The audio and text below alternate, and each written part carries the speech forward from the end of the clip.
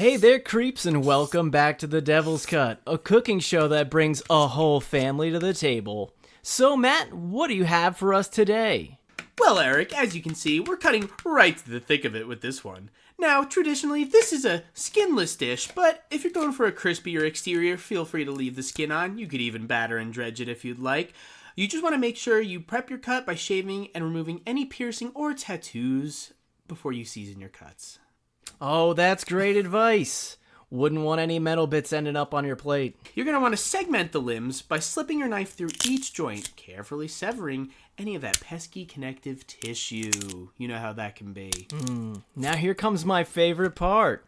Oh, that's right, Eric. We're going to want to open up the abdominal wall here. Just remove all that organ meat. Save it for later. From there, we'll be taking our limbs to the bandsaw, where we can get nice, clean cuts. That'll just make deboning a breeze. Ah, how industrial. Now, folks, don't forget to wear your protective goggles when you're working with power tools in the kitchen, shed, dungeon, or wherever you find yourself preparing this fully grown adult male.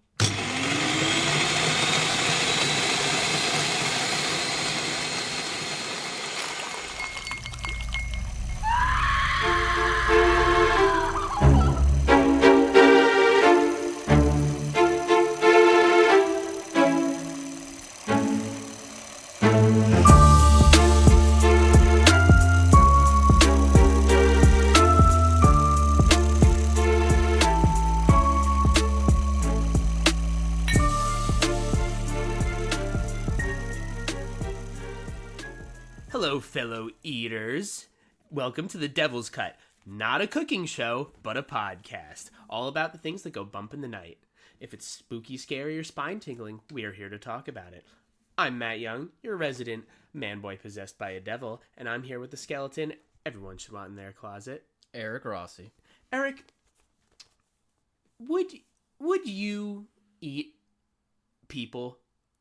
Would I eat people voluntarily? Yeah. Probably not. Yeah, not even. All right, so I'm gonna take this. You know, we have a we'll leave his name out of this. We have a mutual friend who who pretty much as honestly, it seems like any opportunity he can get, he makes a point. He makes a point to tell us how he would definitely eat people. In fact, he kind of wants to eat his own flesh, which is like a weird, not like, you know, Not unheard of. not like he's like actively seeking out a way to do it, but he's just kind of saying like he's curious, right? Like if he had to get a limb amputated, he always says like I'd kind of want to keep it and like barbecue it up and see what it's like. You know, and I actually agree with him on the like if I was at like a dinner party and somebody like was passing around hors d'oeuvres and the guy was like, hey, listen, nobody's gonna know, but just to let you know, these meatballs are people. The crab rangoon is full of nose meat. Yeah, I would be like, nobody's gonna know this? All right, let me take a little, I'll dip it in the sauce, like see what it's like. I think it would require a significant degree of like farm to table. Like I would need the Carfax on this person. I want blood work. I need to know that they're like not going to give me any kind of weird parasites. But also like I don't. So you wouldn't want like Kroger, like the Kroger sushi equivalent? Yeah, right? no. I don't want the people. the supermarket sushi of people. I want like the very bespoke like. Sure. But also like I as someone who has like smelled bad human meat like more times than I can physically count. That's true. I think there is a degree of at least fear in my head that's like, what if it smells like that? Because if it smells like anything like what I think it does, I will be mortified. That's interesting. Going into this episode, you're gonna have like a point of view that I'm gonna want to keep coming back to. So I don't know. I guess temper yourself. Make sure you're ready to revisit some old memories. Halfway through the episode, I'm just like staring into the middle distance, like, come back to us. Hello, hey, come back to us. But no, you know, I think morbid curiosity would win out for me. I would want to try. You know.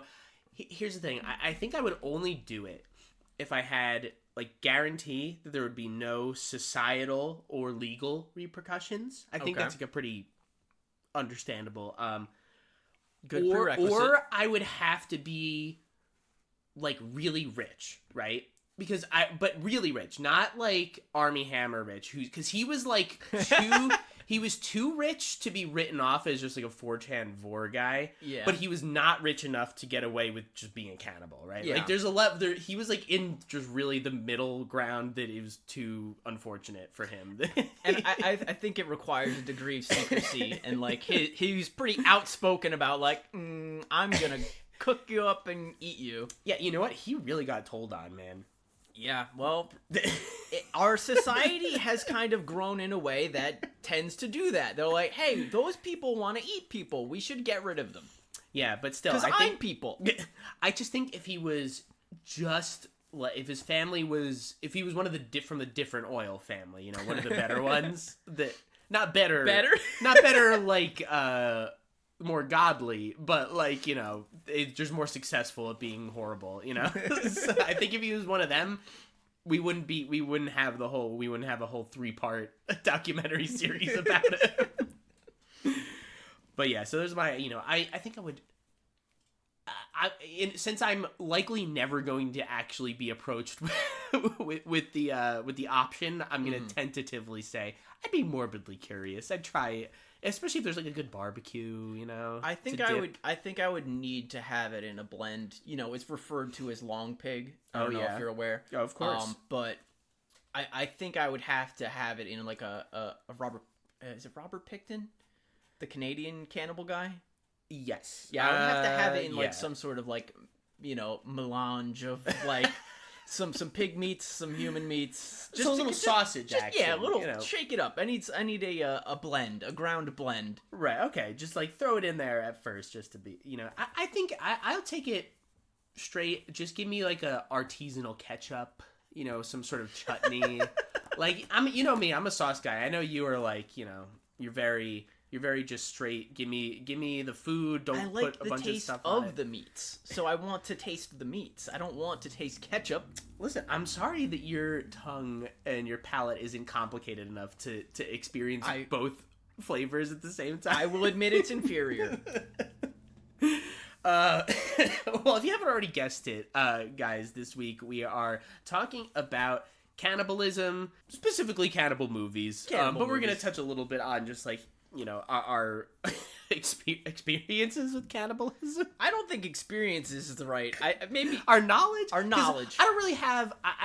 I hesitate to say, you know, knowledge, because I don't want it to seem like we're doing like a little breakdown on the history of cannibalism, because I that's information that I didn't really go that far that's into. Like that's a whole different show. That's a Discovery Channel. You subscribe to HBO Max or something if you want to learn about that. Like get to National Geographic or something. That's like a mid-aughts History Channel afternoon.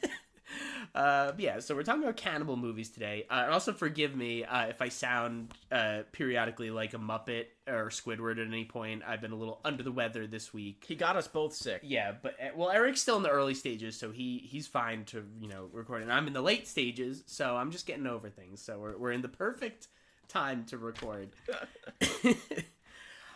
But yeah, so this one was kind of your idea you came up with. So I'm gonna like let you take the lead on what you think. Where were you thinking we should start on this whole delicious journey? Being that we are now in the seasons of eating, we are in our Thanksgiving times. Of course. We are in our Christmas times. These are seasons of big meals, big feasts, the harvest, everyone's coming together. Everyone's picking up their free turkeys and their free hams. They've already spent $8,000 at ShopRite and Piggly Wiggly. So I thought it was only reasonable that we talk about the worst eaters amongst us, the eaters of people. Worst. Are they the worst or are they the best at eating? No, the best at eating is Joey Chestnut. Well, you know what? He's been letting it go lately, and I think we're primed for a new sun name. sets on all of our legends, all right? No one's topping him right now. No one's stepping up to claim that. I don't think we can name another person that people would recognize. His name. he's a public figure in America here, right? So yeah, I'll cede to you that Joey Chestnut is the best eater. But I thought if we were going to talk about, you know, the cannibal movie genre, that we should kind of like go back to some of the origins of the most successful cannibal movies. Sure. We have, I think no one would argue, our top two cannibal is the Cannibal Family scenario, right? So we have Texas Chainsaw. Sure. And The Hills Have Eyes. Right. Now, here's the thing. I have only seen the remakes of Hills Have Eyes. I've actually never seen the original. Oh. It's far woodsier. That's what I heard. It's much less nuclear mutant. Yeah, right? So that the remakes kind of capitalize on the nuclear testing kind of fallout effect that it had on the local fair. Yeah, mutation and biological effects of nuclear testing and stuff. But the original Wes Craven one was far closer to almost like the Wrong Turn, kind of like hillbilly style. So like the grotesque hillbillies in the middle of nowhere. Yes. Very woodsy. And the inspiration from that actually comes from like a historical legend, which I have here for us today. Ooh. Yeah, let's start there. Let's start with some history. And we just said that we didn't have history, but we have some. We have a light walk through memory lane. So this is the collective, the genetic memory lane. Yes, we're everyone strap into the Animus. We're Assassin's Creeding you into the. But we're going back to the 16th century, Scotland, to talk about the Sawney Bean clan. Sawney Bean? Sawney Bean. Blean. Sawney Bean. Now, is that actually how it's pronounced? I've had a lot of cold medicine today. Or is it something crazy? Because me and Heather have watched a lot of Outlander, and when you like see things written, you're out of your mind if you think I'm going to try and do a Scottish accent right now. Well, it's crazy because you could. It looks like it's pronounced Sawney Bean, but like as far as we know, a Scottish like native would be like, oh, it's Swarness or something. And you're like, where are these letters coming from? As far as I know, all of the American pronunciations I've ever heard of it is Sawney Bean. Okay. But we're going to start with Alexander Bean. And do we have a year on this? 16th century. Okay. Year is vague because, again, legend. Right.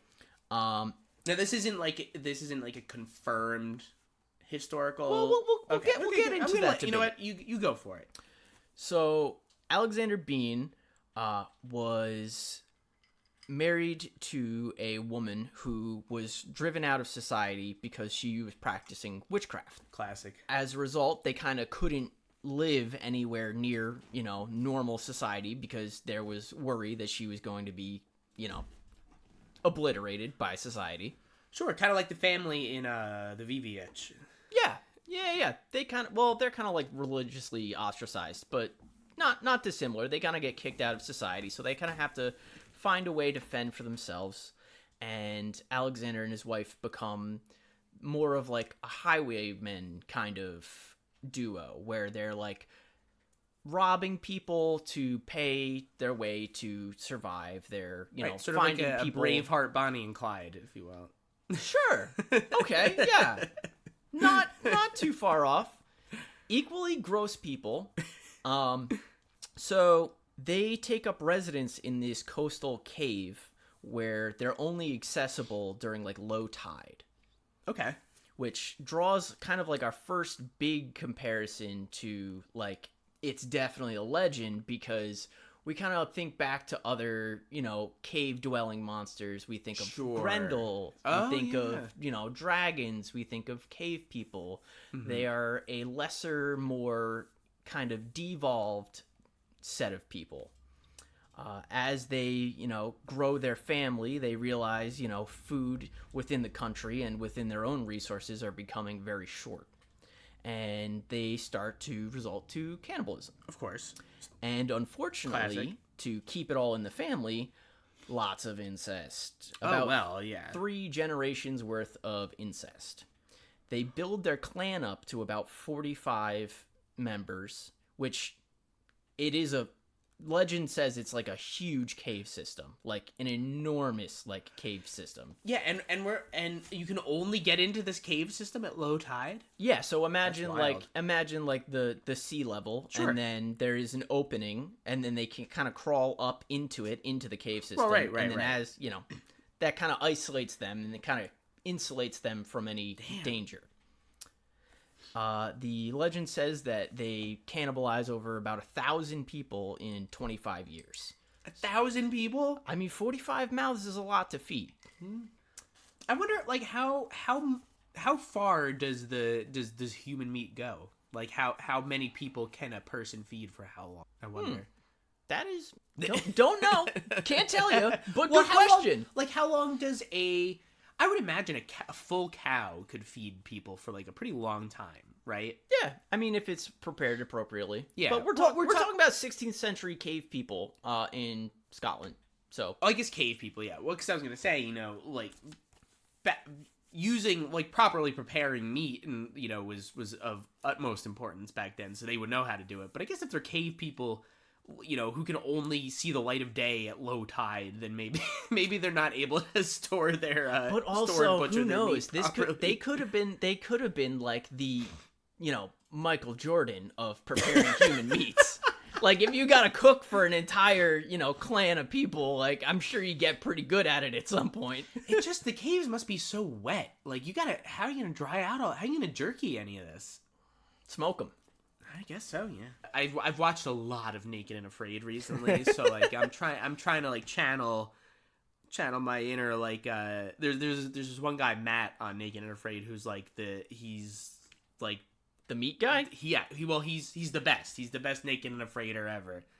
Like to the point where like they bring him in when people are doing so bad. They're like, watch this guy do really good all by himself, you fucks. Oh damn! Like he just comes in and he just flex on him. Yeah, he just like bow hunts. He's like, oh yeah, just killed like 6 deer, whatever. I didn't even look, But as you would imagine, 1,000 people go missing over 25 years. That's no short change. No, yeah, especially like just as not that like Scotland is like tiny, but like it's small enough of a countryside that like 1,000 people go missing in 25 years. That's crazy. Yeah. So word gets back to King James the sixth, and he's like, "Well, that's fucking gross, and I can't have that going on. I'm trying to genocide those people, so I need to send a search party out there, and they need to go track down these creeps." And bring him back here to England where I can execute him. Oh, I thought you were going to say, like, give him a reward, because he's like, he did half the job for them. No. So he, rounds up the clan, brings him back to England, and in an interesting twist, very brutally executes these people, where they're cutting off different, like, limbs and body parts, essentially dismembering all the men of the clan, and then hanging them in front of the women as audience, intentionally, and then burning them at the stake. And then the women get burned at the stake, too. Oh, okay. Just for good measure. They're not getting off easy. They just don't... Well, they did get off easy. They just got burned. They didn't get all the other parts. Easy is subjective. But most scholars agree that based on ledgers and, lack of evidence, that this is more than likely just kind of like imperial propaganda set up to dehumanize the Scots and make it easier for them to be like subjugated by, of course, imperial rule. It was the direct inspiration for the family in The Hills Have Eyes. Wes Craven said he found out about the legend reading in a library, I think in New York one day, and he was like, "Yep, this is it. That's my ticket. I'm writing a movie." It's crazy that he went from like like this. He was like so inspired by like this historical story, and then we're like, no one knows it. They're like, forget Hills Have Eyes. We like Freddy Krueger. Tell us about the Dream Guy. Well, I mean, he's just got so much charisma. It's true.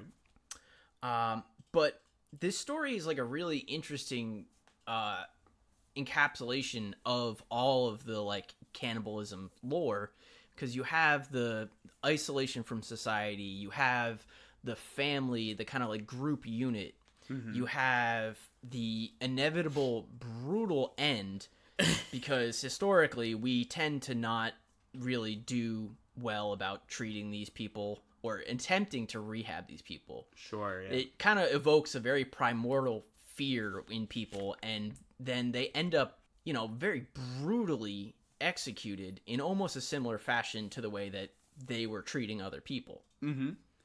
Yeah, it's actually pretty interesting that you brought, that you say that this tale of the Saudi Bean Clan is probably pretty likely just propaganda, because that's not it's not the first or the last time that calling people cannibals has been used very successfully as a way of energizing colonialization. Yes. There's almost nothing better to get people rallied around just completely annihilating a specific group of people and saying, oh, they eat people, so we gotta get rid of them, right? I mean, it happens literally everywhere, and it's mostly white people, and we apparently even do it to ourselves. Yeah. Going ugh, hey, eaters, gotta get rid of them. They eat people. Come on, other white guys, let's go. We did it. The conquistadors went to South America, and they're oh, they look at those guys wearing the jaguar pelts. They eat people. Gotta get rid of them. The English went to North America, and they were oh, look at all these peaceful people. They're definitely eating people. Let's get rid of them. It happens constantly throughout history. Very cyclically, we'll come back to kind of the themes of this story in our last movie that we're going to discuss today. Yeah, I am actually. I do have a more on that, because I know what we'll be talking about. Cannibalism in movies has you have two different avenues. You have the movies where there's the characters are encountering a specific group of people, an isolated family, or it feels you say about a tribe of people or an indigenous people who oh, we've stumbled into them and now we're kidnapped and we're getting eaten, right? But then there's also another side of cannibalism movies where this is where I kind of prefer my cannibalism in cinema to show up, is where it's used in a more artsy metaphorical way, so you have your Hannibal Lecters and you have your Silence of the Lambs, your fancy I think the Hannibal Lecter's a great example, less so in Silence of the Lambs, but I really like the Hannibal TV series, because man, does that show artsy the fuck up. The endeavor of eating people. But even things I mean, it's the opposite end of the spectrum too, because you're getting your highly intelligent, highly accepted in society, well-educated, sophisticated individual who is also partaking in ritual eating that otherwise is only shown at the opposite end of the social and financial spectrum. Right. Which actually brings me to what I where I was working towards is cannibalism basically is, as a society, we've determined is pretty much the worst. Yeah. The worst, right? Yeah. There's a lot of things that are bad, but there's almost nothing more taboo, right, than eating people. Yeah. That's the one thing, people get away with murder, people get away with all sorts of horrible crimes, but we just said, if there's one thing that we can guarantee a whole society will rally behind, it is cannibalism bad. Get rid of the people who do that, right? So in terms of cannibalism in cinema, we're actually kind of it's actually a throwback to the Frankenstein episode. We're sort of seeing a similar rebirth or a rejuvenation in cannibalism in movies, similar to how Frankenstein's making a good comeback, right? Makes sense. we've had a lot of stuff over the past few years, and this is stuff I'm going to touch on later when we're talking about things, but we've had, just real quick, like, really successful movies, like Fresh, Bones and All, shows like Yellow Jackets, that have, like, cannibalism and eating people, like, at the front forefront. and center, forefront. Like, that's what these things are about. I mean, Yellow Jackets, there's a lot of themes going on, but, like, the show makes a good point to be like, guys, these little girls are eating people. And also, it gives us both sides of it. You have the cannibalism for survival, and then you have the cannibalism for weird pleasure. other reasons. Weird other reasons. Weird other reasons. And so I think it's, like, pretty interesting that we're having this resurgence of cannibalism similar to Frankenstein, because I got into it a little bit, what I thought was the reason why as a society we're into Frankenstein right now. You can go back, listen to the check episode it out last week. There's, like, I feel like there's a similar thing happening with this, because basically, I got into this on the Frankenstein app. Smarter people than me have, like, connected, like, the rise of, like, zombie movies to, like, different, like, socio-political things that have happened. Same with superhero movies, like post 9/11 superhero movies and zombie movies. Right up top. Just right up top, right? And it's because, like, movies are, like, an escape for people, right? But they're also, like, a coping mechanism, because that's, like, for you, right? I mean, both of us, I guess. Yeah. We both watch horror movies when we're, like, bummed, right? Like, if we're, like, feeling sad or scared or anxious, we watch them because, like, it's like, oh, that horrible thing is, like, way worse than what's going on with me. So it's, like, a nice, like, you can kind of, like, take a step back. A little bit of a release valve. Yeah, and go like, oh, yeah, thank God I'm not getting... chased through the like, woods. Yeah, chased through the woods, or, like, cut in half by a dream demon, or, like, all right, things aren't so bad, right? So they're, like, a coping mechanism. They're also an escape, because it's always just like, well, this is so, like, far beyond, like, what could happen to me that it's, like, really no big deal.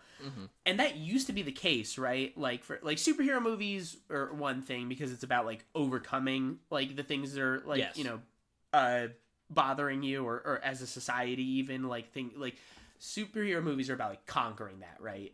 That's, like, the triumph of good. Yeah, it was all about, especially post 9/11, superhero movies were, like, especially the early ones were, like, it was always battling terrorists, right? Like, that, and it's like, the guy with the shield, like, beats up like 40 people from the Middle East, and it's, like, really problematic, but we're all like, fuck yeah, right? But, like, horror movies tend to be, like, a little more complicated. They're not always about just, like, triumph. Sometimes they really are just about a catharsis of something, just a way to, like live through the fears without the actual events occurring to you. So, like, recently though, we've had a lot of stuff happen in the last few years, right? On a global scale, right? So, like, movies are kind of losing the, like, well, that could never happen to me. Right? Because, like, we've had a tons of, like, political upheaval, environmental disaster. We've had so much, like, especially in America, we've dealt with, like, tons of, like, police brutality. The pandemic happened. So, like, we can't just, like, watch, like, Contagion anymore, because like, it's like, oh, that'll never, we used to be able to watch it and be like, oh, well, the entire world will never be overcome by a virus and people will never die. Yeah, it hits a little closer to home. Right? So, like, we are sort of like, and we used to be able to watch, like, oh, remember how 2012 never happened, so we made a movie about it to see how fun it would be if it happened.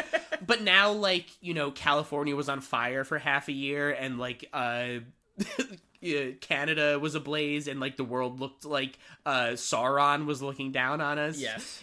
So now, like, disaster movies aren't even really as fun as they once were. Yeah. So we're really kind of backed into a corner where, so, like, what is the last cornerstone of, like, this could never happen to me, is, like, well, no one's gonna eat me, right? Oh, please, hopefully.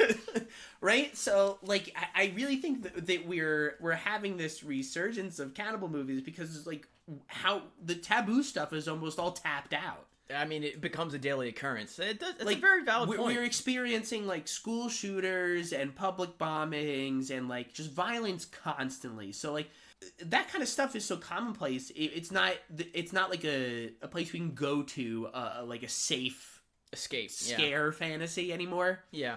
So I think we're gonna get a lot more cannibal movies because that's all that's left until we run out of oil and like the pulse happens and there's no more internet and like pulse.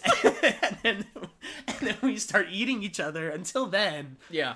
I think this is gonna be the last bastion of tabooness. Like I don't even know what could we come up with as like that's too far.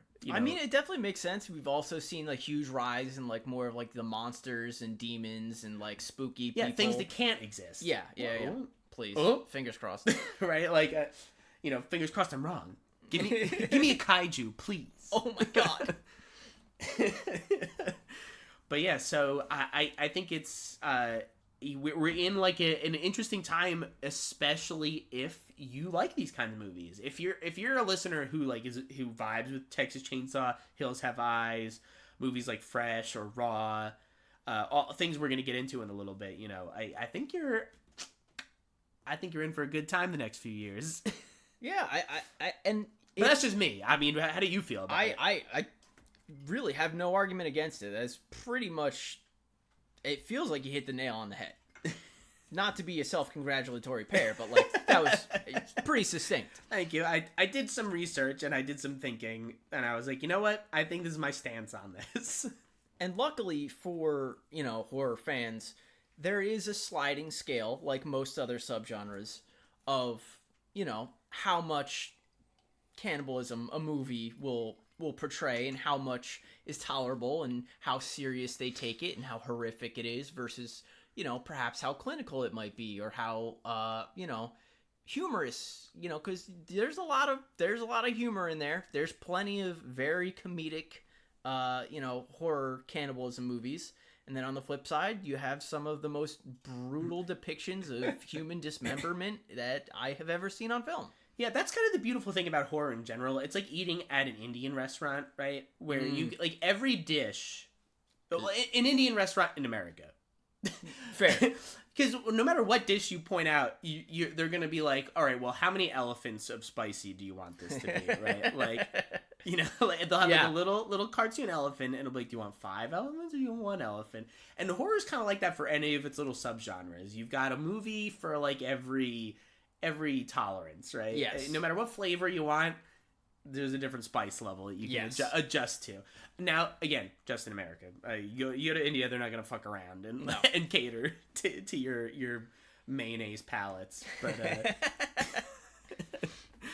but I think with that in mind, we should kind of structure this as that sliding scale. So we're going to start with a little bit more, I don't want to say lighthearted, but more comedic and more slapstick approach to the cannibal genre. And then as farther we go along, it'll become a far more intense experience. Yeah, sure. Of course. So what's first on your list here? I'm letting you take the lead since, I front-loaded with I did some more philosophical research and thinking for this, and I was like, I'll let the movies, Eric's got the movies on lock, so I'll put all my effort into the beginning. So I think right off the bat we're gonna go very funny, very silly, honestly still very offensive. 1987's Blood Diner. Oh, now, this one came up. I think a couple times when I did some Googles for like best cannibal movies. I'm not sure if you were there the night. Oh, you weren't? Okay, so we watched this while we were in school one night. Oh, it was I'm pretty sure Matt's missing. I'm pretty sure it was either Dylan or Travis, our Australian import, who brought this to our table, and it is a weird fucking movie. It is about two cannibal brothers. This is an American movie? This is an American movie. Okay. It's about two cannibal brothers who witness their cannibal uncle get brutally gunned down in front of their house by cops because he is on a killing spree. He is attempting to gain That's enough... the prequel. Kinda. You'll see why. He's trying to put together enough body parts to resurrect this pretend Egyptian god. And I say pretend because it's they say wildly it's the offensive. Egyptian god, Yeah, but it's just they clearly put no effort into learning any of the real ones. Yeah.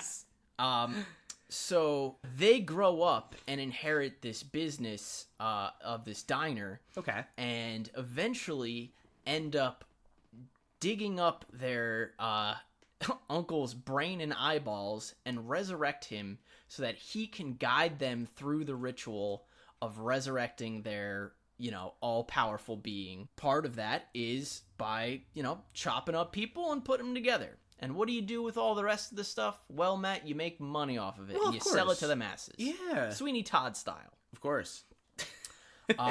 This movie was originally written as, the first draft of the script was written as almost like a sequel to the 1963 Blood Feast. Oh. Which, if you Is haven't made by seen- the same people? No. Oh. Blood Feast was a far more serious movie and almost pioneered kind of like the splatterfest genre of horror movies.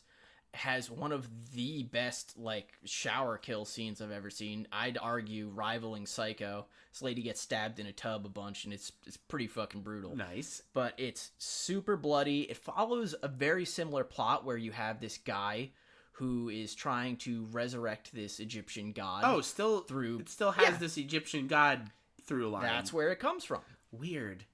But unlike Blood Feast, which takes itself relatively seriously in its pursuit to make a movie, Blood Diner is super slapstick, probably some of the worst 80s ADR I've ever seen. There are actresses and actors who are delivering an on-screen performance, then their voiceover afterwards is completely different. They're not even saying the same words. Oh my god.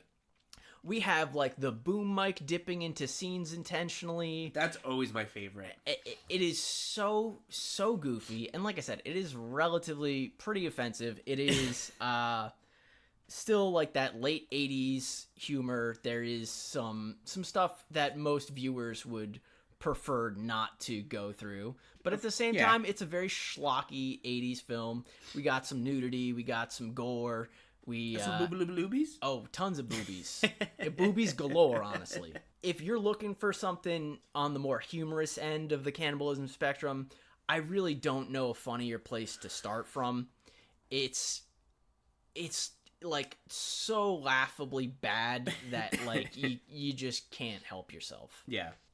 From there, though... Yeah, what do we got next? Next, we're going to fast forward a little bit farther into the future to, like you had brought up earlier, Fresh.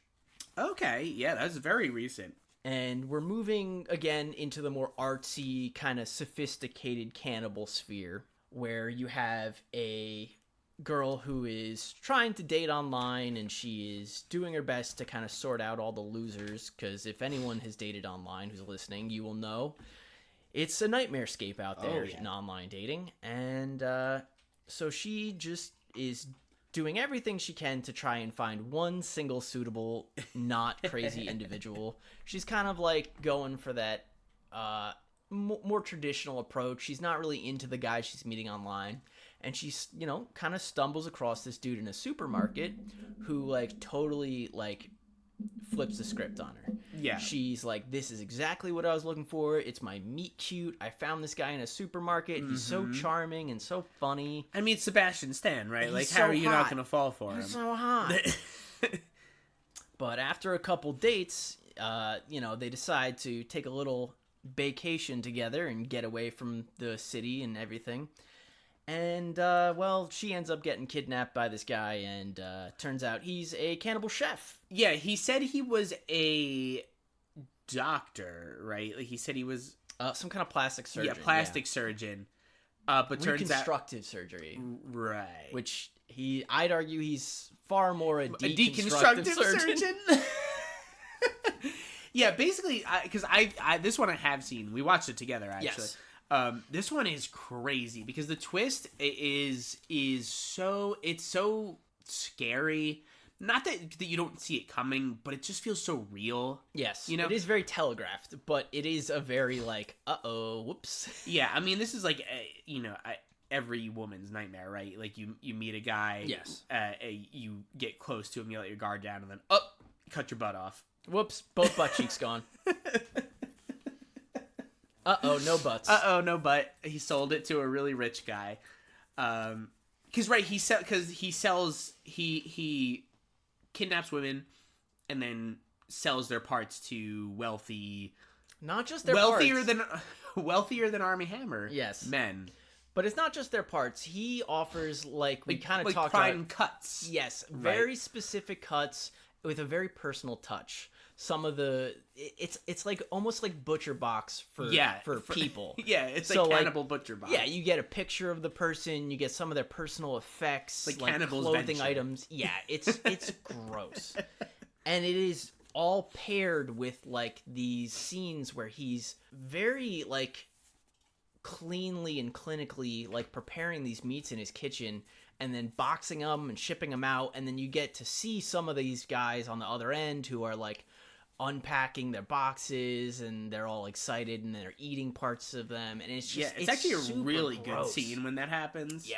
Well, that actually also ties into another like reason why cannibal movies are so I think are so relevant today, is because when we're not talking about like colonial propaganda version of cannibalism of like, those people that we want removed, they eat people, others, so let's hope that we as a society we must remove them. The other end of the spectrum, like metaphorically, cannibalism in media is usually used like as a way to explore the like hyper rich, like it's because they're so alien, right? Like the most taboo. They're like so removed from society. Yes, elevated beyond humanity versus regressed before humanity. So like basically, you don't get in cannibal media, you don't get a lot of like like Frank next door, like just you get sometimes you do, but like you don't get a lot of like not a lot of middle class blue collar cannibals, right? It's usually like out in the woods where nobody knows these people live there, or it's just a CEO of a company that delivers everything you want to buy. but like but yeah, so and we are in a like, not that like we've as a society like we've always enjoyed the super wealthy, but like we're in a particular like disdainful era of there's literally a like hashtag called eat the rich. Yeah. So we're even getting on board with cannibalism, so it's really the time. It's honestly the only responsible thing to do, I think so. But yeah, it's once again, like I said, it's one of those very clean. I might get to try it sooner or rather than later. We're not close enough. We're never gonna get to try it. Oh, I'll try. I'll do it. Be some protester in the middle of nowhere. He gets a bite. But it is Hashtag kind of a storm the cannibal. That was not bad. Merch coming soon. So. Outside of the cannibalism in this movie, it is like a very metaphoric lens across like dating in our modern time and like women's perspective on like just being vulnerable within our society, right? And also being treated as meat essentially, like, and not people. How dating really like online dating really boils you down to just your nutrition facts, like, and that's pretty much it, Oh, nutrition facts, that's terrible. Yeah, but it's so true. Yeah, it's but the movie does such a good job of illustrating that, and it's actually one of my it was on my short list of favorite cannibal movies. I thought it was great. Female-led movie as well. That's directed by Mimi Cave and starring Daisy Edgar Jones. Like we said, she's so good in it too. She kills it.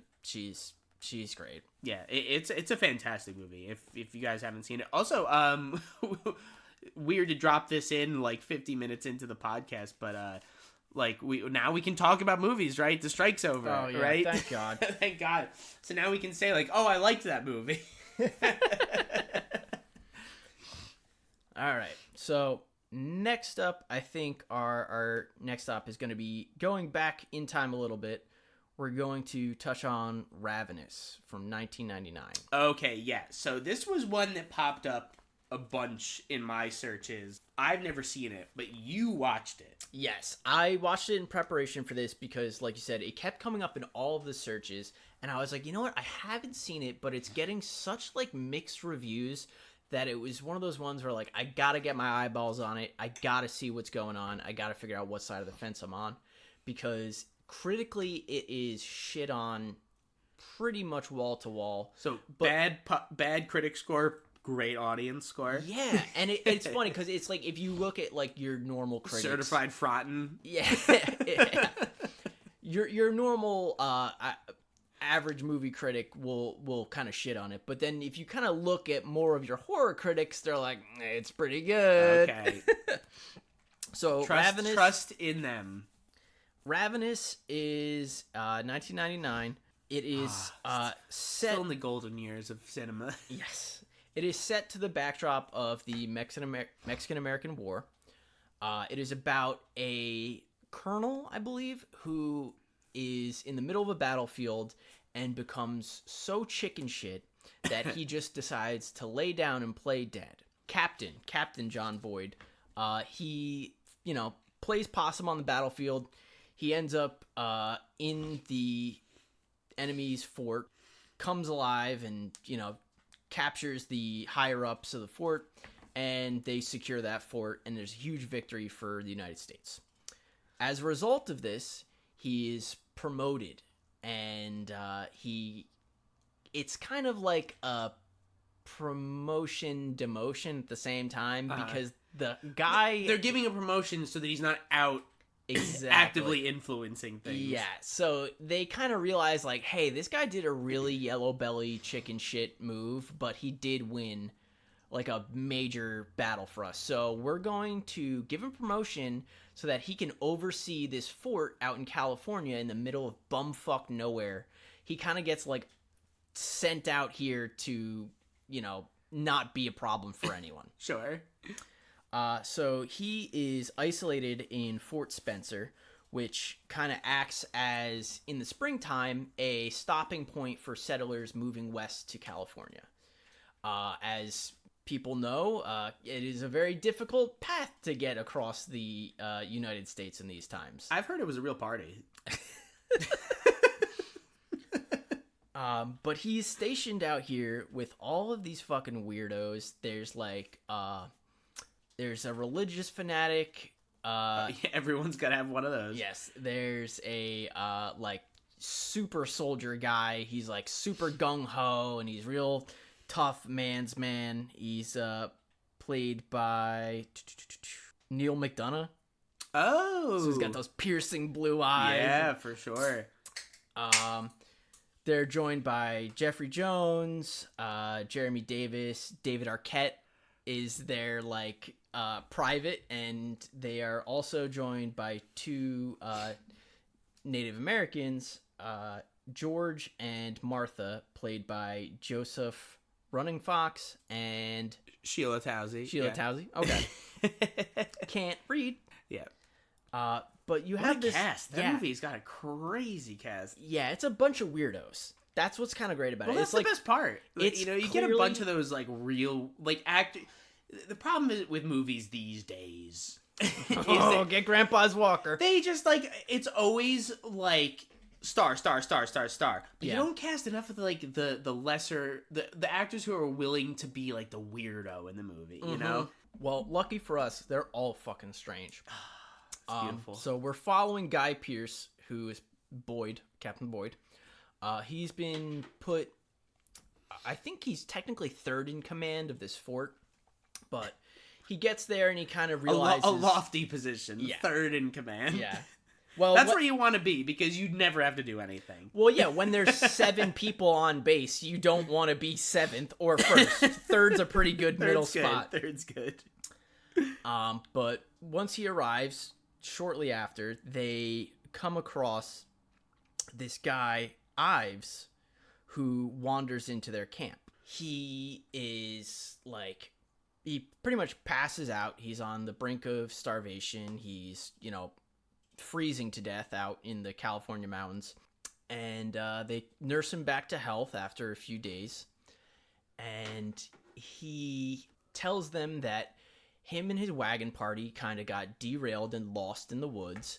And as a result, they had to shack up in a cave. There was about, I think, 10 of them initially. And as you can imagine, shortly after the food ran out, people started getting eaten.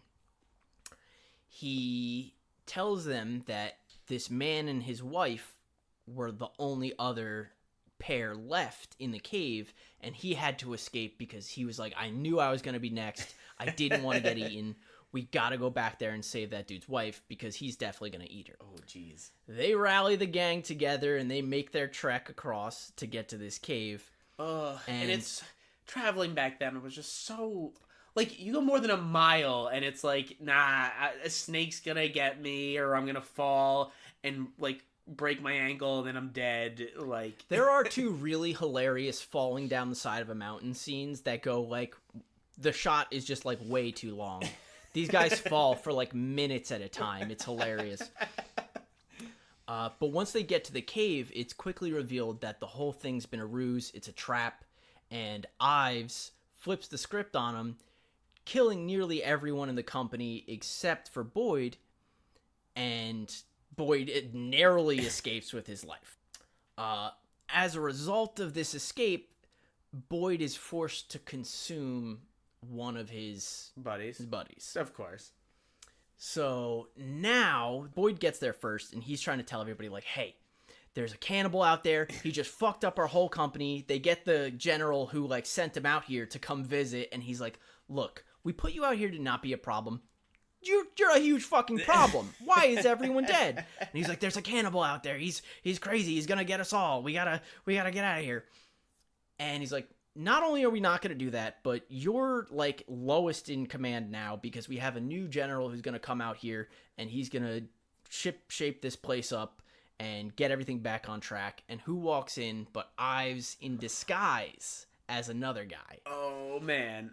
So it becomes this cannibal v cannibal scenario where Ives is trying to convince him. He's like, look, dude, let's just be cannibals together. We're super strong. We're nearly invulnerable because the one scenario on here, we have a fun Wendigo movie. I did a lot of debating with Dan this week whether or not different characters were actual cannibals or if they're something else because they're a monster. Right. Say for instance, Jennifer from Jennifer's Body. Right. Well, she is eating people, but she is a demon. Right. So it doesn't really count. Yeah. As to where a Wendigo still gets to be a cannibal movie because it's the act of cannibalism that makes them into the Wendigo. Yeah, okay. So we get this fun, duality of, I love eating people, you hate eating people, but you can clearly tell that there's, some major benefits from this. Right. And the movie just spirals into absolute fucking chaos. It's bloody, it's gory, it's hilarious inadvertently. So unlike Blood Diner, who is leaning 100% into their comedy, these guys are leaning into how absolutely disgusting and dark the situation is that the humor is just inherent. Right. It's such a dark comedy, and the score does not do it any favors. It's all banjo and fiddle music set against, It was the soundtrack of the era. Yeah, Eric. yeah. And it's so funny. It's just super dramatic cannibal knife fighting to fiddle music. It's almost if you put a banjo to the tune of Leonardo DiCaprio getting mauled by a bear. Yes. And I would be... He's getting tossed in the snow. Yeah. And I really do think that a lot of The Revenant, the Leonardo DiCaprio movie, was at least influenced flavor-wise by this movie. Whoever made The Revenant. Yes. Because I don't remember who made The Revenant. Whoever made that definitely saw Had Ravenous to have at some least point. at one point. Even if he wasn't consciously, Yeah. like you think he was like some memory leakage happened and he was just put it in there. Without, spoiling the ending or really giving away much more, I think Ravenous is a wonderful pick, and it's like kind of like a hidden gem. Not a lot of people have seen it, and the people who have seen it are like weirdos like us who are like, please watch this weird movie about cannibalism.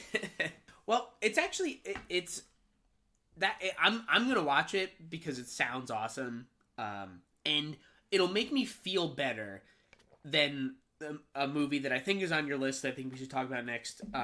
Oh, it's definitely next. Bone Tomahawk. So Yes. I'm actually fresh off of the Tomahawk train because I watched it like 2 hours ago, right? Like, Yes. and This is a warning to listeners. We have officially moved past all of the funny cannibalism movies. Any humor or entertainment from them is purely coincidental at this point. yeah, well, I would argue if we talk a little bit about Yellow Jackets, there's some comment, Fair. Yellow Jackets is surprisingly lighthearted at times, given the subject matter. But yeah, so Bone Tomahawk crosses into. So this is why I'm actually interested in watching Ravenous, because it sounds like it's in the same similar time Yes. period. We've got the Manifest Destiny era, the westward expansion, cowboys, stuff like that. But, search parties. But Ravenous sounds great because it's white people eating white people. Correct. For the most part. For the most part, yes.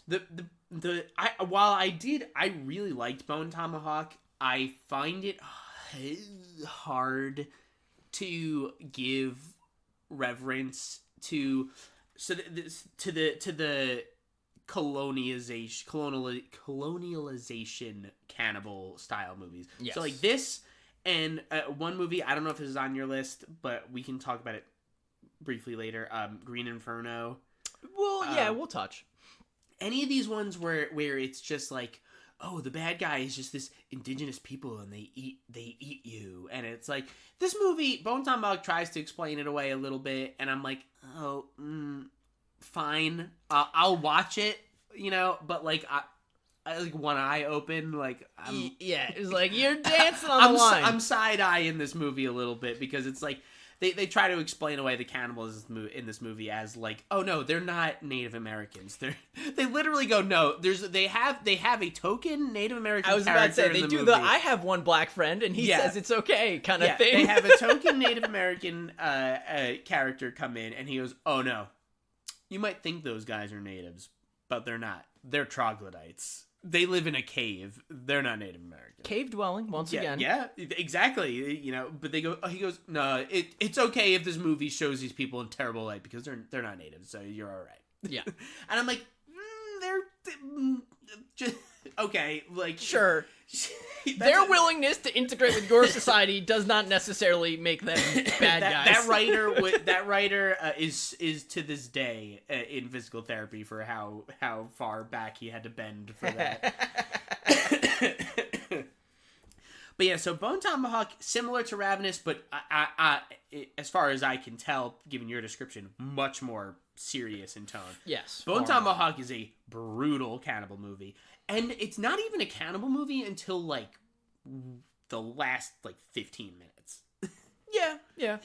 It's basically, the movie is about, it's like a small western town. There's Patrick Wilson is in it. Fantastic. Horror golden daddy, Patrick Wilson's in it. Kurt Russell. Kurt Russell, Matthew Fox, Richard Jenkins. If anybody remembers, he was one of the funny guys in Cabin in the Woods. Yes, he was one of the... But he was... I always know him as the dad in Step Brothers. Oh, yeah. I just picture him yelling at Steve Carell. Not Steve Carell. Fucking Will Ferrell. Just... No bunk beds! Yeah. Another David Arquette. Yeah, David Arquette shows up in these a lot. Yeah, somehow. he likes these ones. Also, Sid Haig.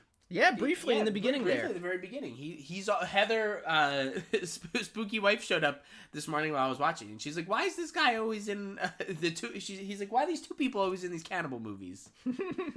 Yeah, but it's this small town story. Like Patrick Wilson's wife is a local like doctor's assistant. Nurse. She's like a nurse, but she's really a better doctor than the far better the doctor that's not even in the movie because he's just drunk and they write him off. They're like, no, he's drunk. She goes to tend to this another similarity to Ravenous, big time drunk doctor. I feel like that's the time stereotype period of the time, thing, right? Like if you were a doctor, the things you had to see, like you probably were drunk most of the time. Plus, you had access to all the good stuff, right? True. Not only were you drunk all the time, but you got all the stuff, all the liquid. You're not going to sample your prescribe. You're not going to sample your opium a little bit, right? Your little. Yeah. So this one is Patrick Wilson's wife basically gets kidnapped while she's tending to a prisoner in the local jail overnight. Kurt Russell is the sheriff, and Richard Jenkins is the backup deputy, and he's old. He's looking old as fuck in this movie. He's looking way older than he actually was at the time of filming this movie. And he's my favorite character because the whole movie he is just like he's just like hunched over and just talking. He's just saying random shit, and everyone's like, "Shut up!" the whole movie, and he's like, "You don't want me to shut up because all you're gonna hear is men breathing and that guy's leg creaking, So I'm gonna keep telling my dumb stories." He's like this sad widow character, and like he's just like everything he says is so hopeful. He's an old man bard, really. Yeah, he really is the bard of the group. This is a D&D party. This movie, it is such a D&D quest that just ends horribly, but it's like a single session of D&D that ends in an almost TPK, like a whole total party kill.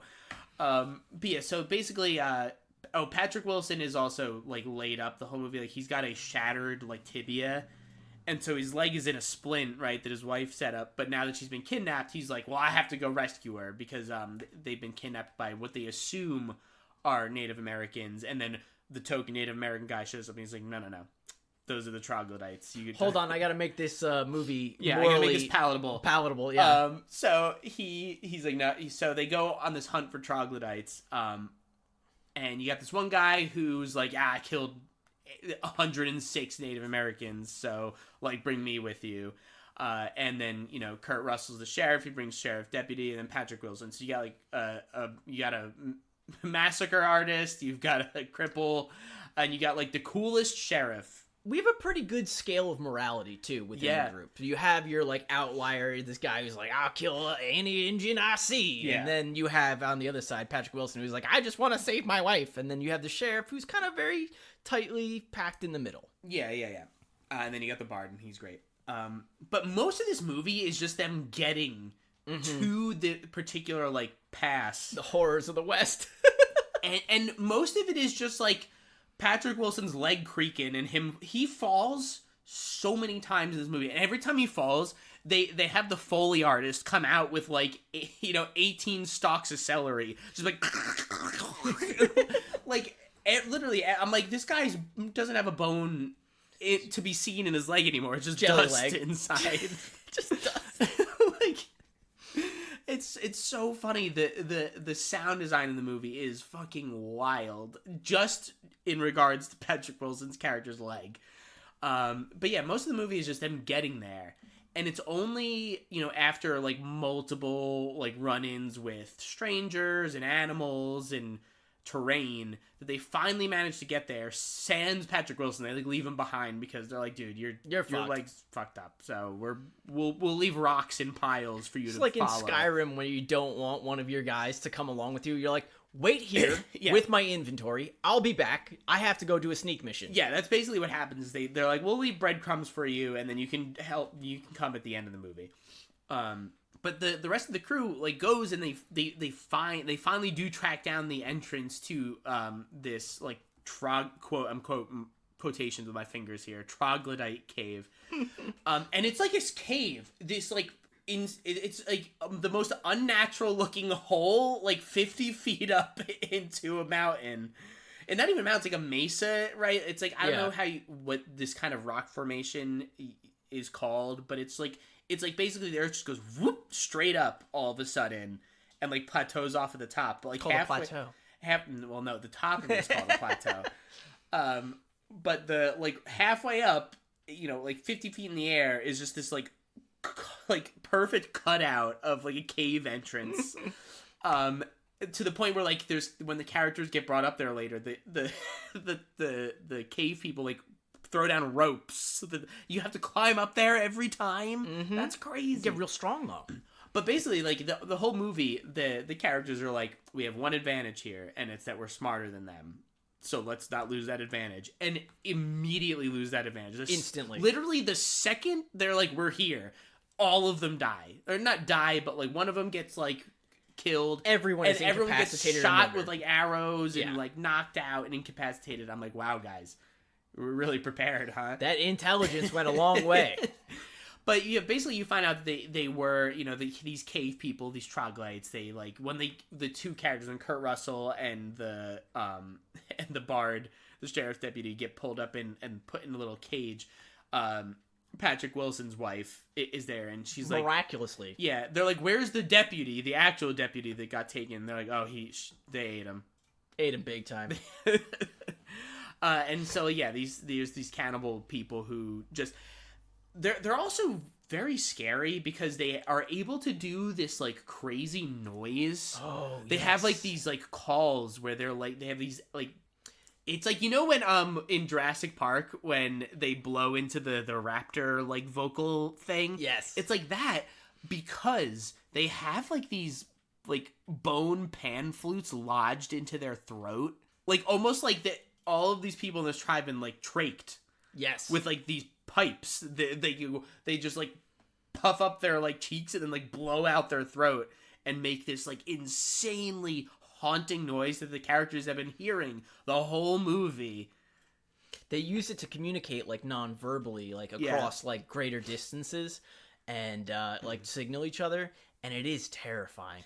I don't want to go against any enemy who's willing to put some sort of pipe in their throat in order to like make noises at each other. Oh yeah, I'm good. Especially the leader of that tribe is like this tusk guy he's like implanted, like he's just shoved like boar tusks into his face so that now he has tusks. Yeah, they're very into biohacking, these troglodytes. Yeah, way more advanced than I would imagine these cave people to be. But like because they gotta have something going on to keep themselves alive through all of this body modding, because it's not light body modding. It's eating people. That's what they're doing. Yeah, you think it is just they get the power of the I mean, just like in Ravenous, the Wendigo power. Yeah, the Wendigo power. It must be it. You think that was what was implied here? I always forget. High protein content. Yeah, maybe that's high fat too. Good for survival. Their recovery, the big time recovery. But yeah, that's I would recommend that if you're into cowboy movies. Definitely, if you're into westerns, give it a shot. Because it's just a good western up until like the really brutal stuff happens, and then it's still a good western. But then it is horrible. You have to like Yeah. temper yourself. You have to steel yourself. They definitely spare no expenses as far as showing you major on-screen violence, especially once you're like in the cave. Yeah, because they spend nasty. like 70 minutes showing you like just desert basically. Yeah. So they really like spring for it at the end there. But also it's again I'm uncomfortable for the most part with the colonialism cannibal stuff. It just feels bad, and it just feels like a cop out a lot of the time, which we'll get into next. But still pretty good. I liked that one. It was my first time seeing it, so I'm fresh off of it. Maybe I'll sour on it at some point, but yeah, I think it was pretty good. Well, do you have any other honorable mentions before we venture into the dark heart of the jungle? No, I think, one last one, I guess a preface to the jungle is definitely check out Yellow Jackets, because that's like another one that tackles cannibalism in sort of a more artsy way, but also still in just a very realistic, brutal way. If you don't know what Yellow Jackets is, it's about a takes place in the 90s. It's a TV series on Stars or something.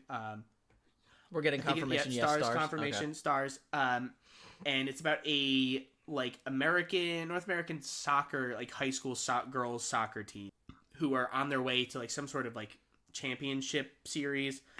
And they're on a plane, and the plane goes down in the middle of like the Canadian wilderness, and for whatever reason they like can't find their way out of the woods. This show kind of has like supernatural implications as to why they like can't find their way out, but they find a cabin and they all kind of like hole up in there. But eventually winter comes over the course of the series, and like their food starts to run out and they can't hunt effectively, and like eventually they enter into pretty dire straits, and cannibalism becomes something that's like on the table. A necessity. And they're all we're talking about like a bunch of like high school girls and like one adult guy who's their coach, who's like basically like an invalid because he's like lost his leg and now is really depressed. I mean, I'd be bummed out too. Yeah, but he could still do stuff. He would just get over it, like he survived. He's fine. But there's also like the interesting like aspects are that it's told from like two perspectives. You get like the future where you're experiencing the adult lives of the girls who survived all of this, and you cut and flash back to like the past, and you get to see how all of this stuff unfolded. But it's cool because you get to see like, well, if this girl's alive, but what about her? Does she get eaten at some point? You know, I haven't seen her yet in the future. But it tackles the whole idea in a very like interesting and like compelling, and also like it makes you not feel like they're monsters, right? Because all of the main characters that you're rooting for are cannibals. They've eaten people. They ate their friends, right? But you're like, but I still want them to like succeed in their efforts, right? Because it's like they had to survive like a horrible experience. Like cannibalism, like for survival, is like an interesting, it's an interesting way to look at all these kinds of movies, at this whole subject matter. Yeah, because like when it becomes a necessity, it puts a different lens across the morality. It's interesting because it's still horrific. Yes, but it's not like like it's not like terrifying. It becomes more horrifying, internally horrific. Yeah, so it's like it gives you a different kind of scared, where it's like you're feeling a different emotion than you would if you're like watching like Leatherface's grandpa eat like a chick for the 17th time. Yeah, right? the threat is no still longer scary. It's no longer an outside threat. It's an inward threat. Yeah, it's a threat that you bring upon yourself. Yeah, because it is one of the things where you're like, well, I can't see myself just like kidnapping a bunch of teens and then barbecuing them. But like if I was lost in the woods and like someone died and now we have no food but they're dead, should we just eat them? Like that becomes a much more realistic thing. Still horrifying, but like you're like, well, that seems much more realistic of a scenario for me to be in. But yeah, check out Yellow Jackets if you haven't already. I mean, what are you doing? There's not much better TV happening at the moment. You should definitely watch it. Not right now, at least. Couple months, it'll be there. Yeah, let's head on down to the jungle. Welcome to the jungle. All right. Like we said up top, this is not for the faint of heart. We're going to talk about some really gross stuff, not just like eating people, but doing other terrible, horrible things to people. So if you're not interested in that conversation, also actual like real life like on set violence, right? Like animal violence. Yeah, and animal stuff. It's not gonna be pretty. Spooky wife puts the headphones on slowly. Now, with that being said, we are going to talk about what is I would consider the grand poobah of cannibalism films. It's got the big. Every time I think about like Grand Poobah or the Elks Club or the who are the guys who are the little fez hats? The Shriners. Yeah, the Shiners, right? Shriners. I always like my brain like gets to them and then it like defaults to the buffalo got help the Flintstones Flintstones. Where it's like the big tall blue Water Buffalo Lodge with the horns. No, we're not talking about any of that. We are talking about the 1980, arguably found footage movie that is Cannibal Holocaust. Oh, yeah, and right out of the gate, I mean, I know that they were going for sensationalism, but like the name is so off-putting, right? Yeah, I mean, that's, yeah, like you said, that's the point. So, widely regarded as one of the most controversial horror movies of its time, and even in modern times. Yeah, still to this day, I mean, my whole life I have always heard of, like, every once in a while you go and search for, like, what's the most, like, fucked up horror movie? I mean, maybe not everybody does that, but, like, every once in a while I'll do it to see if, like, anything new has, like, skated past my, it happens less these days now that I'm really dialed in. Yeah. But, every few years, like a long time ago, I would, like, be like, what's, like, the most fucked, and they'd be like, oh, watch Martyrs, that's pretty new. Or, like, oh, watch, what's the one that's, like, told in reverse? It's like a, I think it's French. It's like a French, like, rape revenge movie, but the whole movie is, like, told, like, from back to front. I forget what that one's called, but like they were like, that one's the most fucked up now. But like throughout all time, everybody always goes back to just watch Cannibal Holocaust. That one's the worst. Yeah, it's really tough. And I've seen it. I'd say probably 5 times. I don't think I've enjoyed. That's a lot. Yeah, I don't think I've enjoyed it. I've seen it 0. Yeah, but it is definitely a like landmark movie in horror. And in, I think, cinema in general, it is not a good landmark. It's not like a roadside attraction you want to go, like, take your family to. It's more like a scorched earth, sign of a massacre. Yeah, well, it's very, like, exploitation. Yes. This movie, right? So, as far as my take on it, since I've never seen it. It just was one of those ones that never, like...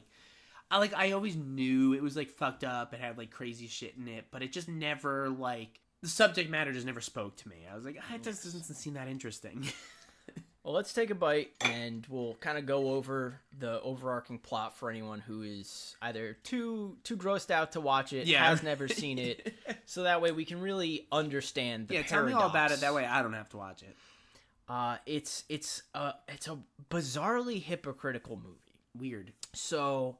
Right off the bat, opening scene, we see a news report talking about how a crew of documentary filmmakers went wandering into the Amazon to find a uncontacted tribe, and in an attempt to document them and show the world that there are still people who are living in the Stone Age. They're savages.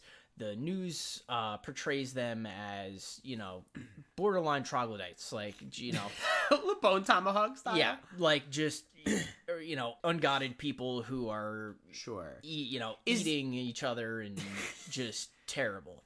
Is this a found footage movie? We'll get to that. Okay. So, after our news report, what we see is a professor of anthropology is hired by this American, like, broadcasting company. They're like, hey, we are sending you essentially as a search party rescue mission because we sent these documentarians into the Amazon to go film these people, and we haven't heard back from them. We're worried about them. We need you to go find out what happened. So then, like, the first, like, chunk of the movie is pretty much him and a small team of people, one a very experienced local guide, and they are waging their way into the jungle, and along their trip, they are bearing witness to lots of different, very brutal realities of the Amazon rainforest. Different animal dangers, different tribe dangers, because there's not just one, people out there. There's a pretty diverse ecosystem of tribes. Yeah, also, I'm just thinking of, do you remember, I think it's like season 3 of South Park, where they go to the rainforest? The kids go on like a field trip. They're like supposed to be doing this like singing for peace, where they go and they're supposed to put on a show for like the local government. And there's this one, they're like this woman who's like supposed to be like showing them around. She's like, oh, don't worry, kids. Like the rainforest is beautiful. Like just and like the whole. Like the whole time she's like talking about how beautiful it is, and then by the end of it, the rainforest has like fucked him up so much that she's just like sick of it, and she's like, "Fucking burn it all down." But yes, they're bearing witness to the very brutal reality of the Amazon rainforest, and they meet up with a more peaceful tribe who kind of shows them their way to the other tribe where they suspect their friends have been cannibalized. Right. Along the way, they see a ritualistic rape and murder of this girl for infidelity, which they have to essentially sit through. Ugh. Because they're like, look, if you can't interject yourself into this culture. If you stop this guy from doing this, he's going to be murdered by his tribe. Right, because these other people like know a little bit about the... Yeah, the guide is like very in touch with what's going on in the landscape. This is where we get our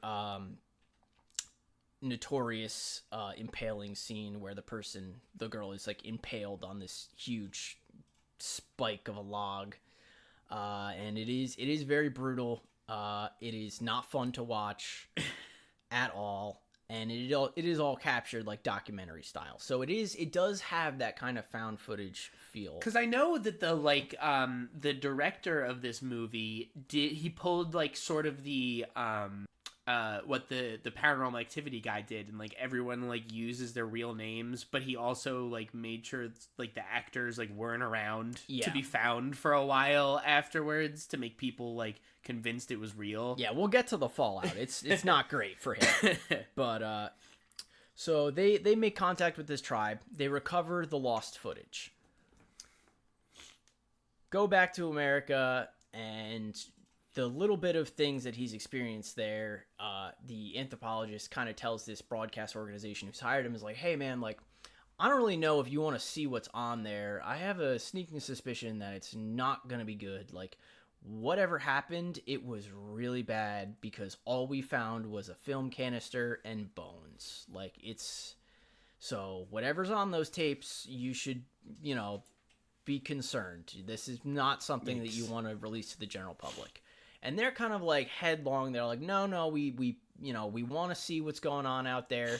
We told everybody we had this like, brutal tribe of like, almost like caveman-esque proportions. Like, we need to show the world what's happening. Unfortunately, after the footage is restored, what they find out is kind of like the very first and I think most important takeaway from the movie is that the footage recovered shows the original team members as they wade into the Amazon almost staging brutality, where they are intentionally like they meet the first tribe that you meet at the beginning of the movie, and they like rape some of the tribe. There's like a gang rape scene of the tribe members where like some of the camera crew is like, "What are you doing? You need to stop this!" And then that woman gets raped also. They're burning down these people's huts. They're just totally like rampaging, pillaging. And then the footage that they shoot, which is intended for their documentary, is kind of flipped on its head to where they're trying to make it look like, oh, the tribe did this. They're staging the brutality so it looks like it's way worse out there than it is. Oh. And, they get their comeuppance because they do end up getting brutally murdered by this other tribe. A separate tribe. Yes. In an attempt to, like, escape. Oh. Along the way from their journey, there is a really brutal on-screen killing of, I believe, a monkey, and they had to shoot that scene twice. So there's died. 2 monkeys actually died in the actual physical filming of this movie. Right. Along with one of the most uncomfortable scenes I think I've ever seen, where the movie's notorious for this. They like kill and butcher a tortoise in an attempt to eat it because they run out of food. Right. And it is a real tortoise that ends up, getting killed, and it's like screaming and writhing the whole time. And in the movie, they don't even end up really getting to use the tortoise for the intended food. Oh. So it's just like a animal that gets killed for nothing. For nothing. All of this footage gets restored, and he kind of sits these like broadcasters down, and he's like, hey, these are the people you sent in the jungle to go find savages. They're savages. And that's kind of like the morality of the movie. It's the idea is that like we have these preconceived notions of what these civilizations are like, but in reality, the people that we're sending in to document them are monsters. Worse. They're way worse.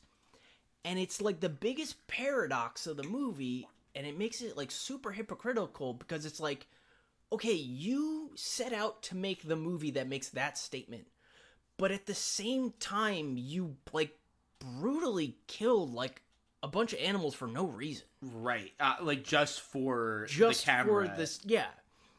So it's like, okay, you knew the moral high ground that you were supposed to be making this movie on because it's the plot of the movie. Right. But at the same time, you're proving the point of your own movie. As a result of the footage and the movie getting put together and put out, it was so brutal and so realistic that people thought it was a real found footage movie because similar to Paranormal Activity or Blair Witch, the actors were kind of hidden away for like a full year prior to the release. Right. And I believe it was the Italian government brought charges of like, what the hell is it called when you make like a snuff film? I don't know what the charge is called, but yeah. It's pretty much charge them for making a snuff film. It's like, we just watched like a bunch of people get brutally gang raped and killed. 3 or 4 people get murdered and eaten and also some animals died. I didn't like looking at that. Yeah. And he was in a lot of legal trouble and had to fly people to Italy to testify. Say like, hey, we're alive. Yeah, we're alive. It was all a movie, blah, blah, blah. And I guess props to the effects team.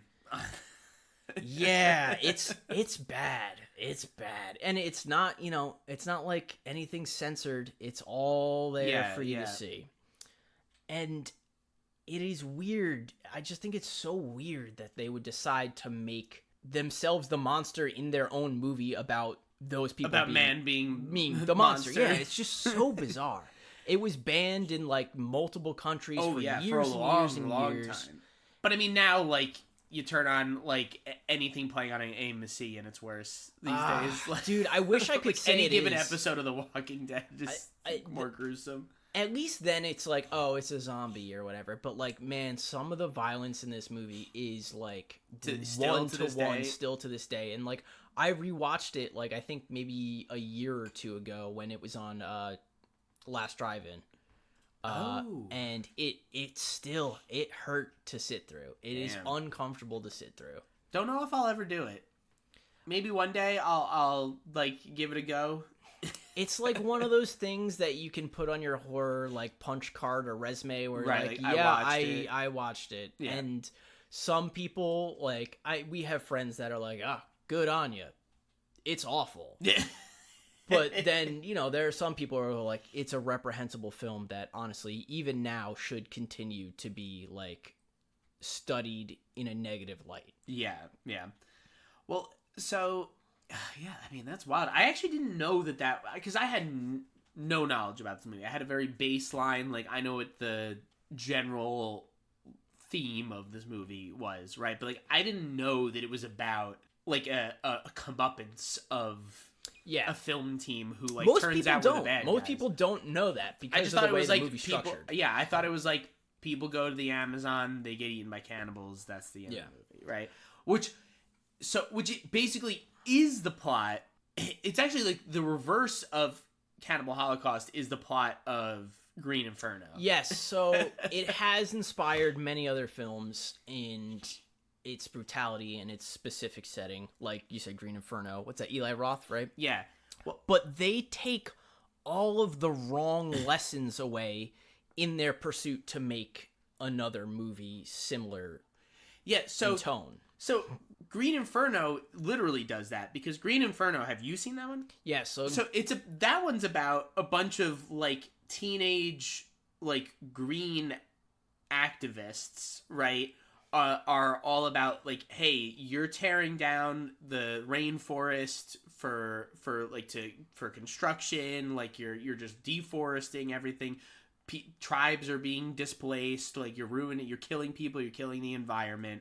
So they all fly down there to like stop them, to like tie themselves to trees and stuff.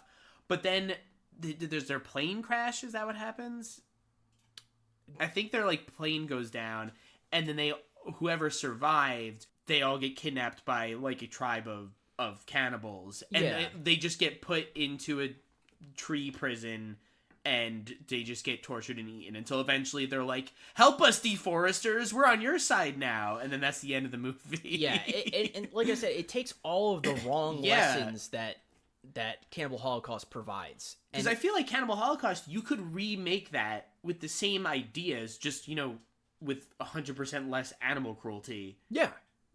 And that lesson still holds. Like, that's like an interesting that kind of washes the movie, at least morally, from like a reality standpoint, clean of any like wrongdoing. Like, if you can remake that movie and show that like, okay, yeah, here are props and like we did it this way just to get the same point across, that's your fucking movie, Eli. But instead it was like, no, let's double down on the fucked up parts of this movie, aside from the let's villainize innocent and like let's propagate misinformation about indigenous people. Let's just do that. Let's make people more scared about like going into the Amazon where they'll be eaten by people. Now, opposite side of the same coin, there was that scenario we had a couple years ago where that douchebag evangelical guy was wandering into I believe it was like an Indonesian tribe in an attempt to like convert them to Christianity and bring them the good book. And that guy got shot to death by arrows like a fucking pincushion. Like, before he could ever reach the shore, they just riddled him with arrows. And honestly, good on them, because we don't want that message spreading very far into the woods.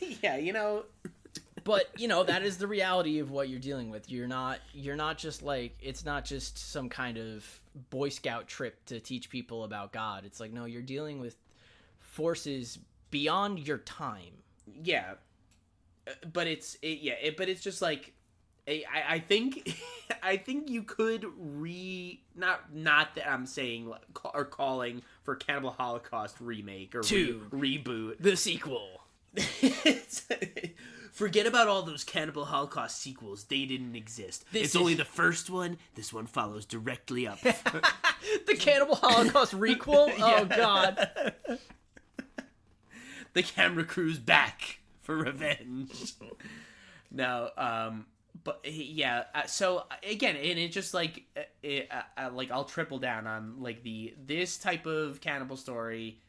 Just doesn't really do it for me. No, like I just not that interesting. Like I'll watch it, but like I'm not gonna go out of my way to see it. It just not that compelling, right? Like, it's super brutal. It is super problematic, and the issue is when you put the two of those together, it makes one not worth the other. Yeah, it wouldn't be a problem as much if like, if you make a movie like Bone Tomahawk, where you say like, hey, these are not Native American people. This is like a weird mutant, like they're just people. The hills have eyes of Native Americans.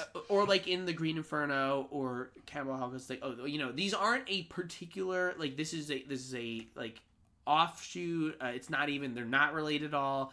We're just making up our own like basically creatures. The problem is that we can't do that because we have idiots in our society. Yes. who can't make those kinds of deep like separations in logic. They spend so much time in the creation of these stories to go, no, this is not the same. And then immediately after consuming the media, the people are like, it's the same. Put them right, they're right there. That's what it's based on. And you're like, no, dummy. And therein lies the problem. So I think these movies, whilst they can be entertaining, I don't think they're worth the problems that they like, just keep propelling forward through society. Yeah. That's why I just prefer these cannibal movies to be like, I prefer the fresh.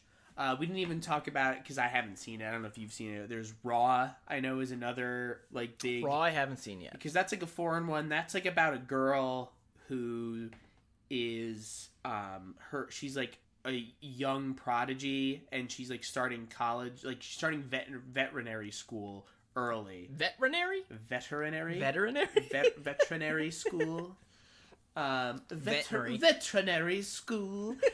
She's like a big, prodigy, so she's starting school early, like with her like sister who's like older than her but is in like going to be in the same year or something. And she's like a vegan and has been her whole life, but like when she starts school they like haze her and like force her to eat raw meat. Gross. And then she slowly that unlocks something in her, and she's like, oh, I really need to eat meat. Got it. Gross. But then I think the movie like progress, and she's like, oh, animal meat's not doing it for me. Mm-hmm. I think that's where the movie goes. And that's like, that's like using cannibalism as a metaphor for other things. Yes. Coming of age stuff. Bones and All is like another huge one where cannibalism, like that movie, Bones and All functions as a movie without if you remove all of the cannibalist stuff.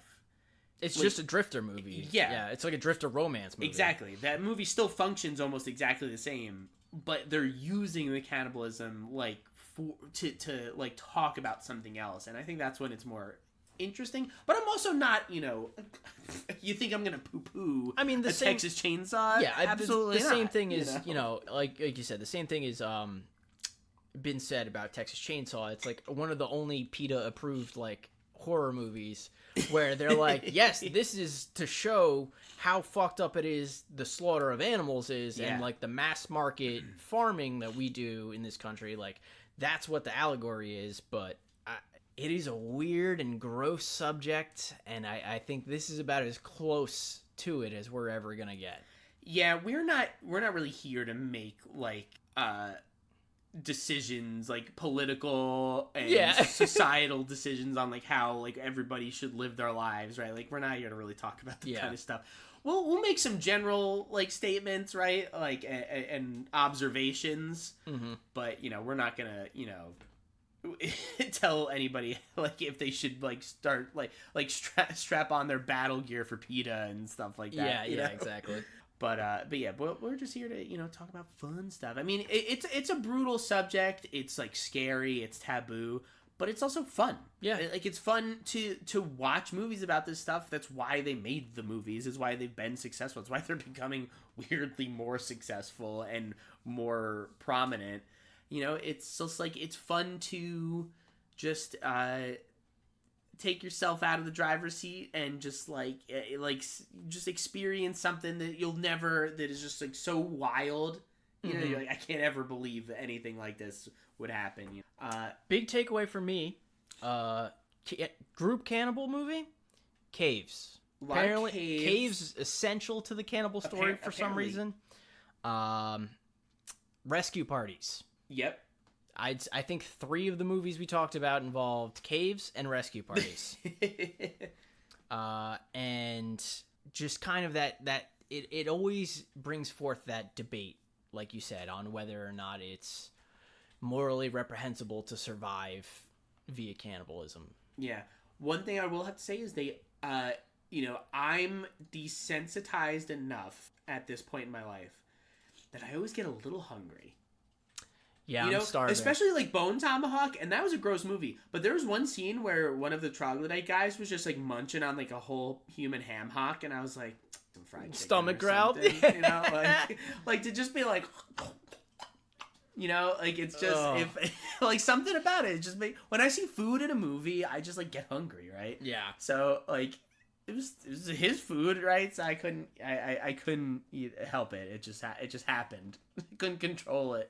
Now, we don't condone any form of cannibalism, but a warning to you out there people who are potentially... You out there people. All you creeps out there who are considering it. You're not supposed to eat people's brains. Brain eating is bad for you. It makes you really sick. Well, you're not supposed to even eat, like, I know people do eat other animal brains, but you're also not really supposed to do that either. Right? No, it's not good. It's not good for you. The potential for sickness is extremely high. What does it do to you? I don't know what the exact disease is, but I know that it is I think similar to a not a rabies. Like a mad cow kind of. Yeah, where it's just like no, you're not supposed to put that inside of you. Your body's not supposed to digest that. Weird. Yeah, but I know that like specifically human brains will really fuck people up. I don't know why, but I've just heard that. But I've also heard that like eating just generally brains from any creature is not really good. Not for you. Not good for you. Just don't eat that. Just don't eat that. There's so many Eat other the good rest of things it. to eat. So many other good things. Right? Like, I mean, you can barbecue some ribs. You can get a nice like loin. It's just like there's so many prime cuts. Just like why go for the brain? I mean, even in like cows, animals we eat every day, we don't even go for the brain regular. So speaking of cuts, in lieu of our usual final cuts, I think it would only be appropriate to talk about what is like the most off the beaten path meat you have ingested. Oh, yeah, that's actually fun. That is a fun one. I would say off the beaten path, off the meaten path. I haven't gone too crazy, but I have had I've had kangaroo chili. Wow. Okay. Which was actually really good. I used to work at a country club, and they had a lot of head chef turnover. And when one guy was like getting ready to leave, he was like unpacking all the weird like meats he had ordered, you know. And he was like, "Oh, I got this kangaroo. I'm gonna cook it up." And so he made like a bunch of different dishes, and he made like this chili out of this kangaroo meat, and it was really good.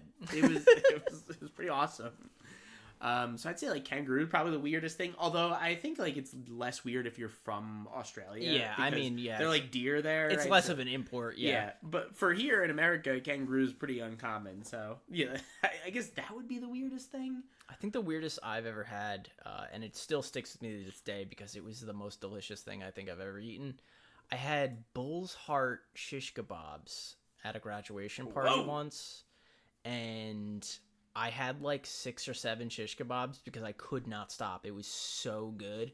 And somebody had to like come up and tell me like, "Hey dude, like you're only supposed to eat like a few of these because they're so high in cholesterol. Like you could get sick. Like this is not good for you." I was like, "Oh, thanks for telling me now." How'd you feel I'm after? like fucking ravenous for these shish kebabs. But man, to get my hands on one of those again, that'd be something. Now you're a beach boy, right? So like, have you ever had shark? I've had dogfish, which is technically a shark. I've actually caught the dogfish myself. And made it. We pan-seared it at my friend's. You went watered a table with it, huh? Yeah, that was a bachelor party scenario where we all went fishing one day and brought home some weird stuff. And I wish I could say it wasn't good, but it was pretty banging. It was just nice pan fried. It was a good appetizer before we went and hit some casinos. What's something that you would like really want to have? You know, nothing that's like unrealistic, but like something like it doesn't have to be like something fantastical. Just, you know what? I spent 2 years in Florida, and I had gator one time, and I feel like it was kind of like a bastardized. Like I had like gator bites at a fair. I would have really liked to like have some real gator. Yeah, something a little less like deep fried into obscurity. That's fair. That's fair. It's not really. This isn't a like weird leap or anything. It's actually like pretty basic. I just would really like to experience what is the like the A1 like Wagyu like beef. I would like at some point in my life to try like the beef where they can just like cut it raw and give it to you and you can just eat it and it's just like melts in your mouth. I'm really glad that is your answer and not that weird like French dish where you have to like put a curtain over your head and like kill a bird. Yeah, that's gross. Actually, no, I'm not gonna change. You're gonna get us canceled for that. I'm not gonna change from the Wagyu. But like every time I watch that episode of Succession where Greg and Tom eat that, I'm like, I kind of want to try it once.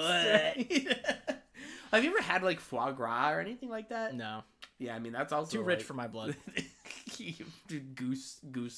Dead goose liver. Yeah, a little too much.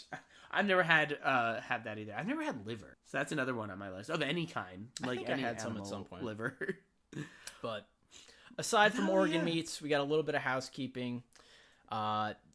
In the link to all of these episodes, we have, in the description of all these episodes, we have a link to the Discord. Mm-hmm. Definitely hop in there. It's open to anyone. Come debate movies with us. Come check out the latest coming out news-wise. You get updates on when we're going to be streaming. Definitely go check out the Twitch channel, which is twitch.tv/MattXYoung. Matt X Young. Yep. Okay. We're playing MattXYoung. I'm playing all sorts of horror games on there every Monday, usually around 8 or 9 p.m. Yep. Eastern Standard Time. If you miss the stream, you can always catch the VOD. Mm-hmm. Right now, we are working our way through The Quarry. Yes, The Quarry, a dark pictures game.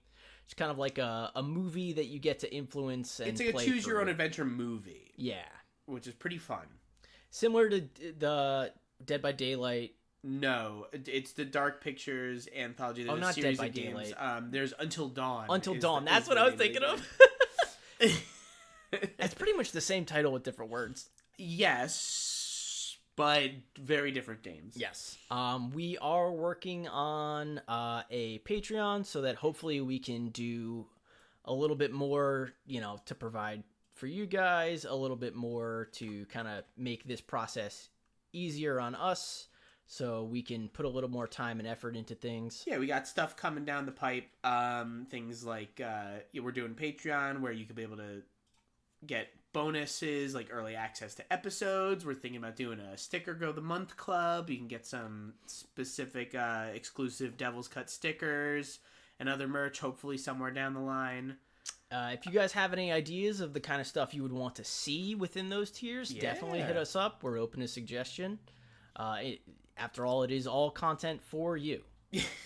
It's not for us, it's for you. We're here to provide. But other than that, I think that's it. Next week, now that the strike is over, woo! You guys can expect us to talk about all the new stuff coming out. I believe next week we will be discussing... Interesting enough, Eli Roth's Thanksgiving. Yeah, let's see if he can do better than Green Inferno. Let's see if he can redeem himself. I don't think he'll have to try very hard. So exciting times now. Thanks for listening. Thanks for checking us out. And we'll catch you next week. Keep it real.